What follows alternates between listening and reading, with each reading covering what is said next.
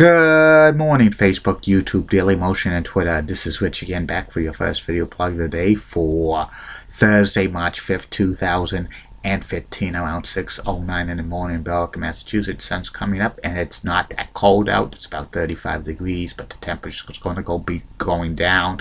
It's overcast in the Merrimack Valley. Some places in Cape Cod could get up to 6 inches of snow today, but no snow in Boston area, which is good, and a lot of snow melting. Some news to report: Boston Celtics beat Utah Jazz by the score of 85-84. The MLS players have signed a new CBA, meaning that they'll be avoiding a work stoppage, which is good. It's also National World Book Day, and it's Happy National Plant a Tree Day in Iran. The Iron Sheik must be happy about that. And one little more tidbit: HBO Sports have signed boxing announcers Jim Lampley and Max Kellerman, who are their boxing announcers, to new long-term deals, which is good news. And that's about it on the news.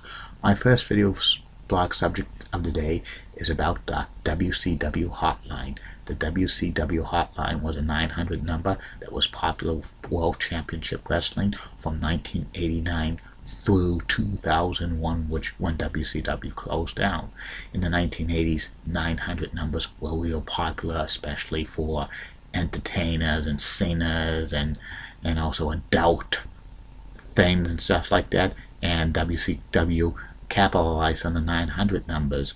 They had a few other wrestling 900 numbers from wrestling personalities like Captain Lou Albano and Bruno Sammartino, which was independent from WCW. And the number for WCW's hotline was 1-900-909-9900, but don't call it, the number's disconnected. And when it first started, it was 99 cents per minute. Then it went up to $1.49, then $1.69, then $1.99 before it went out of business. And you have to be 18 years old to call or get your parents' permission.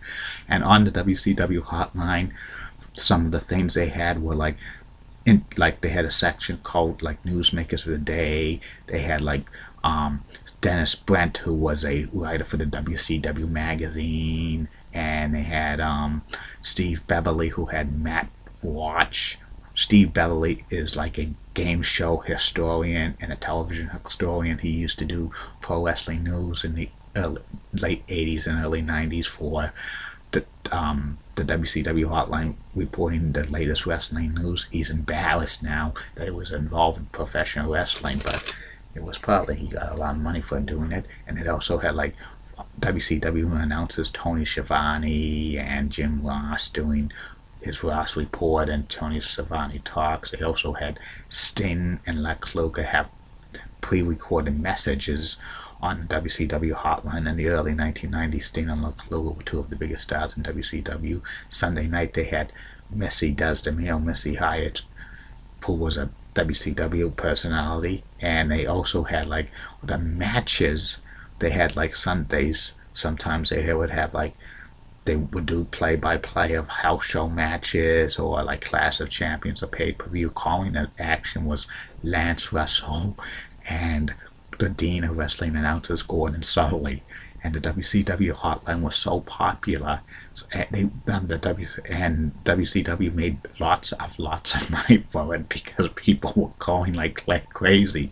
Most of them were kids under 18. They didn't get their parents' permission, and their parents' bills were so much money. And when like WCW was negotiating with like phone companies, who the person in charge of it, Lance Russell, the phone companies did not want getting paid for the call, so WCW was actually losing big time money on the hotline. Even though they were making thousands of dollars of money, they weren't getting paid for it. So the WCW hotline kind of went down in popularity for a time in the 1992-1993, but it got real popular again when they added trivia contests and when they added like Mark Madden and Mike Tenay to do the wrestling news. And also WCW hotline was also famous when Mean Gene Okerlund came to WCW in 1993, he would be on.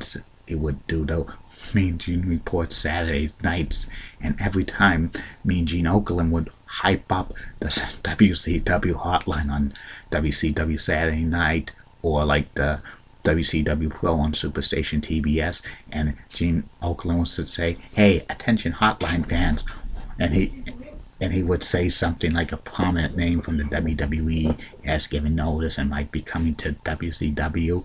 Who is that wrestler?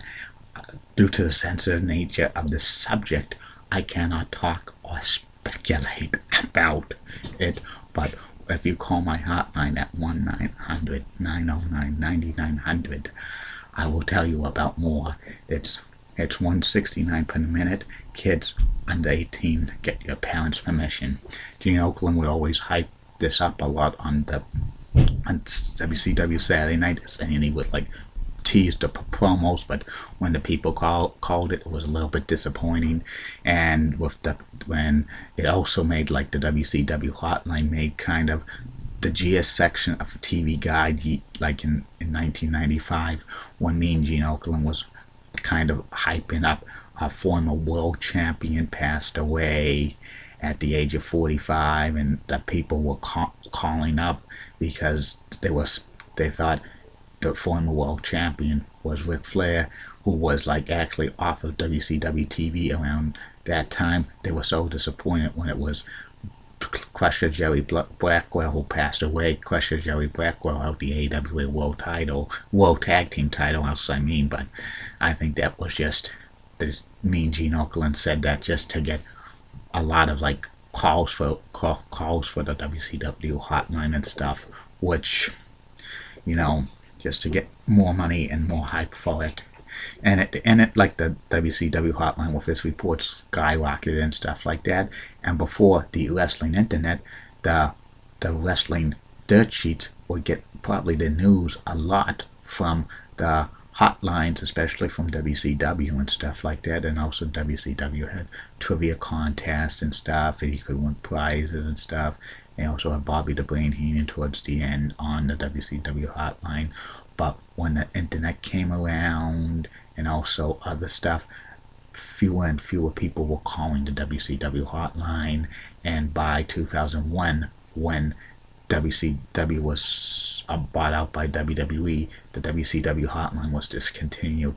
And WWE had a superstar line, which was a 900 number, but it wasn't as popular, and they ended in 1999 due to they weren't making money off of it. WCW's hotline was, they were making money off of it, but they weren't really getting paid for it because of parents not paying, because of the people not paying for it, and that wasn't good. I admit a couple of times I've called the WCW hotline and expanded my like phone bill, but there was some information I got in there, but after the expanded phone bill, I stopped calling and stuff like that. It was just basically like average 900 number, nothing special. And that's about it on the WCW hotline. And what Mean Gene Okerlund, we'll do one more thing. Hey, attention hotline fans, what two beautiful blondes with nice legs and great smiles might be coming to WCW? Due to the sensitive nature of the subject, I cannot talk or speculate on this on here, but if I will tell you tonight, call me at 1-900-909-9900. I'll tell you more up to midnight tonight, Saturday night, and Gene would promote like WCW's the next match for WCW Saturday night, but don't call them the 900 number because it's no longer in service. And that's about it on that. I'll be back later on today with 2 more video blogs. First one will be about Kenny McCormick of South Park, who is famous for being killed on most of the episodes of South Park. And the third and final video blog tonight will be Hockey Hall of Famer Matt Sundin. Have a good day, everybody. See you later.